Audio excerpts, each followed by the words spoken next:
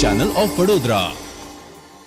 ડભોઈના સરિતા ફાટક પાસે એક સપ્તાહમાં 2 વાર અકસ્માત સર્જાયો હતો। તાજેતરમાં ડભોઈ સરિતા રેલવે ફાટક એક બાજુનો બનેલો નવીન ઓવરબ્રિજ ઉપર કાર અને ટ્રક વચ્ચે અકસ્માત સર્જાયો હતો। અકસ્માતના પગલે કારમાં સવાર 2 વ્યક્તિઓનો આબાદ બચાવ થવા પામ્યો હતો, જ્યારે એક સપ્તાહ પહેલા બાઇક અને એસટી બસ વચ્ચે અકસ્માત સર્જાતા બાઇક સવાર એસટી બસ નીચે આવી જતા એક તરફનો પગ છૂટો પડી ગયો, જ્યારે ફરીવાર બીજી કાર અને ટ્રક વચ્ચે અકસ્માત સર્જાતા આશરે 3 કિલોમીટર વાહન ટ્રાફિક જામના દ્રશ્યો સર્જાયા।